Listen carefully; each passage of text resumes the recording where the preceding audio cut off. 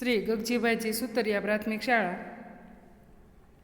कक्षा 5, विषय हिंदी, इकाई 11 सच्चा बालक। तो विद्यार्थी मित्र, इकाई 11 सच्चा बालक, इस इकाई का साहित्य प्रकार है जीवन प्रसंग। तो आज हम इस पाठ का अभ्यास करेंगे। तो इस पाठ का परिचय करेंगे। तो कि इस जीवन प्रसंग में सच्चाई का महत्व बताया गया है। जीवन में चाहे कितनी भी मुश्किलें आए, लेकिन जो मनुष्य अपने आदर्श को छोड़ता नहीं है वही महान बनता है।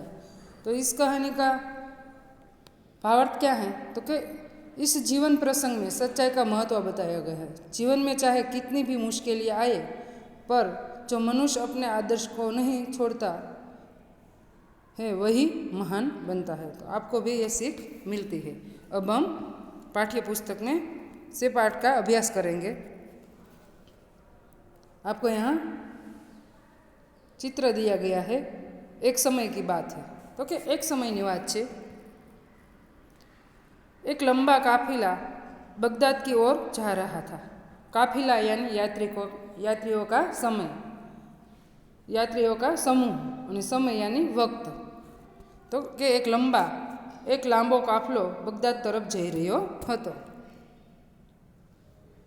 रास्ते में उस पर डाकू टूट पड़े और लूटमार करने लगे। आप तस्वीर देखते रहिए, इसमें आपको सब कुछ दिखाया गया है कि रास्ते में उस पर डाकू टूट पड़े और लूटमार करने लगे। कोनी ऊपर डाकू तूटी पड़ा? तो कि जे समूह यात्रिको एटले मुसाफरी करवा जता लोको जे हता समूह एनी ऊपर रस्ता में डाकुए हुमलो कर्यो अने लूटपाट करवा लाग्या। उस काफिले में एक 9 वर्ष का बालक था। तो आ समूह जतो तो यात्रा करवा बगदाद, एमां एक 9 वर्षનું બાળક હતો। जो तमने बाळक पण आमां बताव्यो छे। वह एक और चुपचाप खड़ा रहकर इस लूटमार को देख रहा था। तो आ 9 वर्षનો બાળક છે એ આ બધા डाकुओ लूटफाट કરી રહ્યા હતા। શાંતિથી એક બાજુ ઊભો રહીને જોઈ રહ્યો હતો। एक डाकू की नज़र उस लड़के पर पड़ी।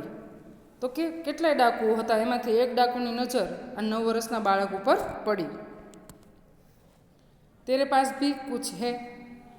डाकू છે એ બાળક પાસે જાય છે અને જોરથી કહે છે, તારી પાસે કશું છે?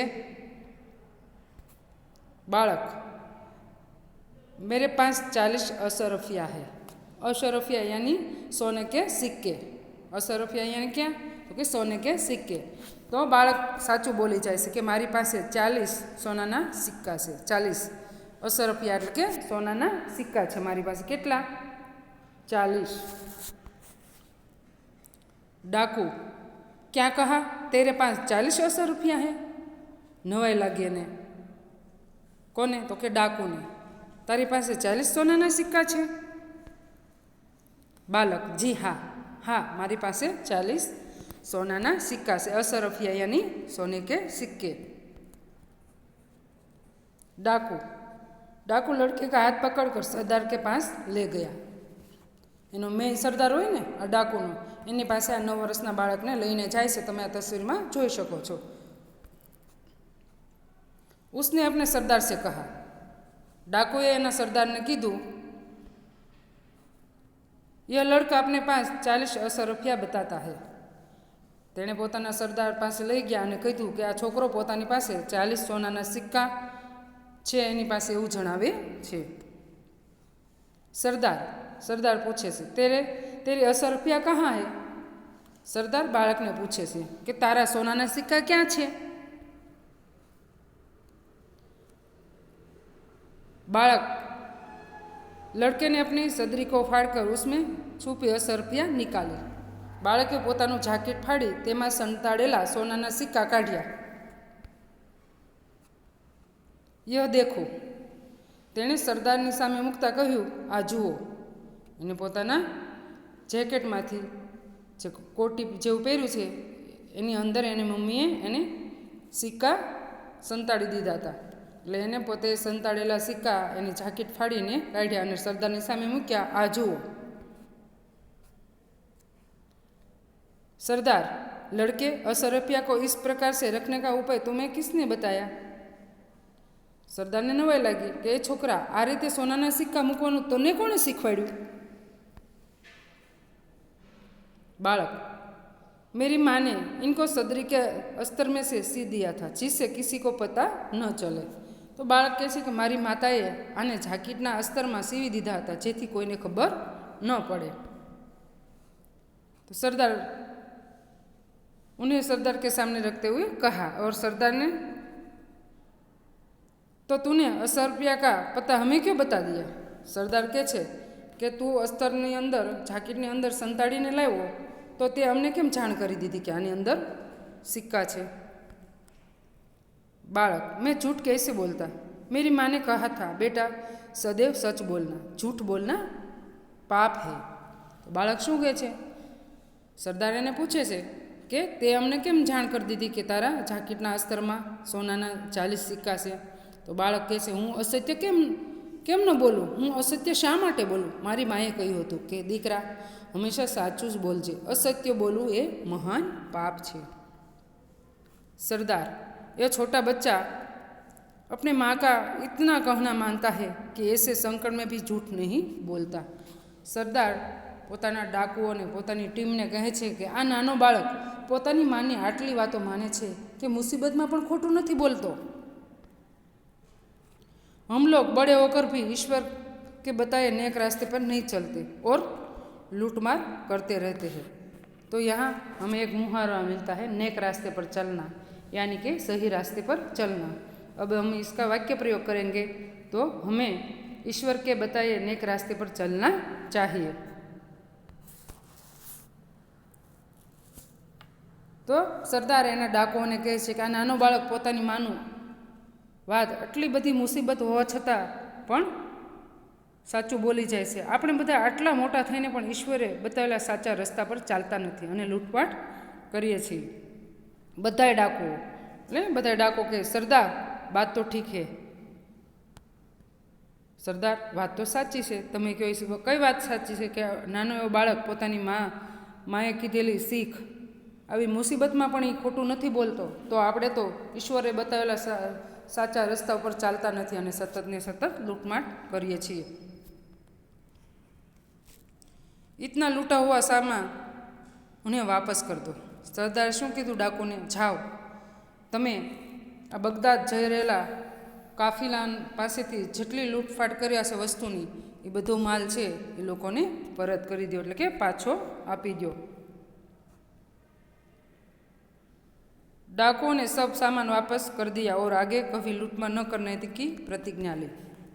तमे जोशो के बगदाद जई रहेलो आ काफिलो आ यात्रिकोना समूहमांथी जे जे लोकोनी पासेथी डाकुओए लूटफाट करी थी अने सरदारे कीधुं के जो आपने सीख मळे छे कि आ बाळकमांथी अवडो बाळक आटली मुश्केली होवा छतां पण खोटुं बोलतो नथी, तो आपणे पण ईश्वरे बतावेला साचा मार्गे चालवुं जोईए।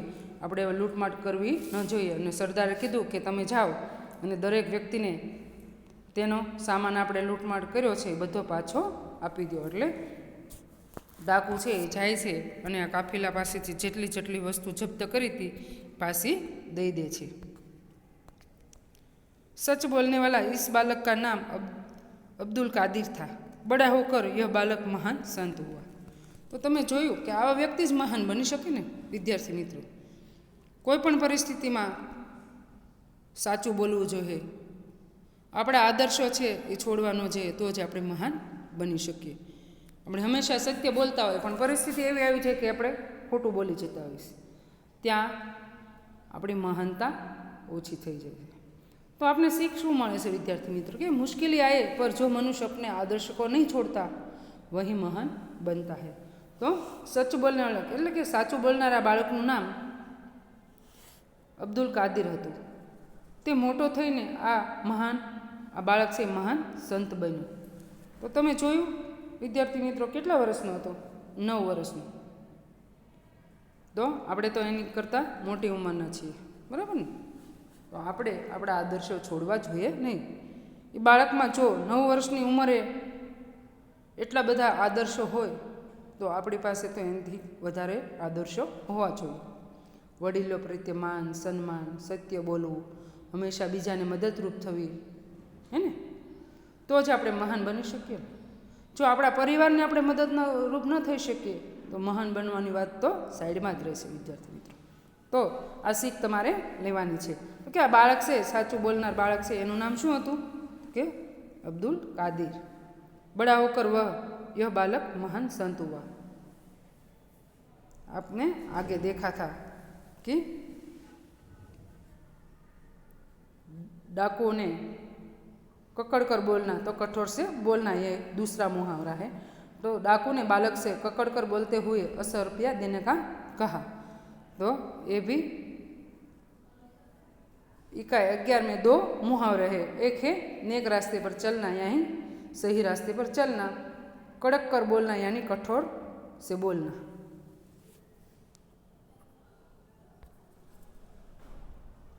उनकी समाधि बगदाद में है.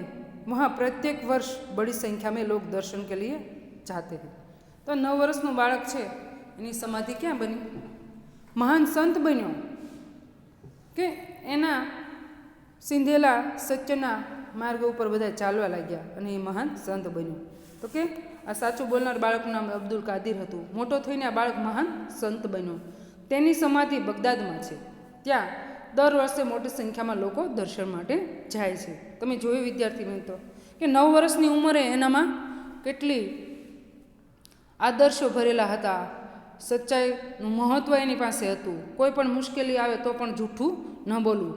तो आप इस चित्र में देख सकते हैं बगदाद दिखाया गया है नक्शे में, और अब्दुल कादिर की समाधि कहाँ है? तो बगदाद में. आपको ये याद रखना है. तो इस इकाई में बालक की सच्चाई के महत्व को बताया गया है. जीवन में चाहे कितनी भी मुसीबतें आए, लेकिन जो व्यक्ति अपने आदर्श को नहीं छोड़ता वही एक दिन महान जरूर बनता है.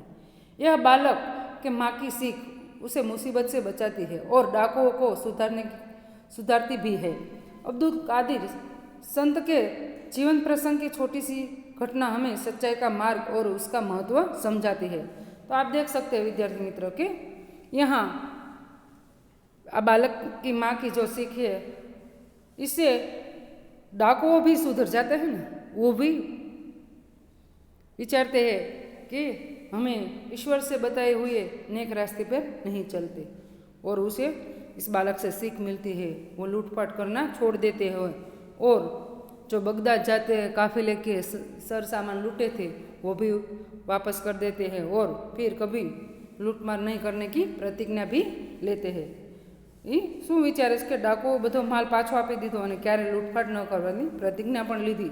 તો તમે જોયા 9 વર્ષના બાળકને કારણે ડાકુઓ પણ સુધરી જાય છે. તો આપણે પણ આવા કાર્યો કરીએ જેથી સમાજ, કુટુંબ, राज्य, देश में अपनू नाम सम्मान મળે. तो अपने पुस्तकालय से पुस्तक लेकर महान पुरुषों के प्रेरक प्रसंग पढ़िए. इनके अलावा भी कितने ऐसे लोग हैं जिससे हमें कुछ न कुछ सीख मिलती है. तो आपको पुस्तकालय से पुस्तक लेकर महान पुरुषों के बारे में आपको पढ़ना है.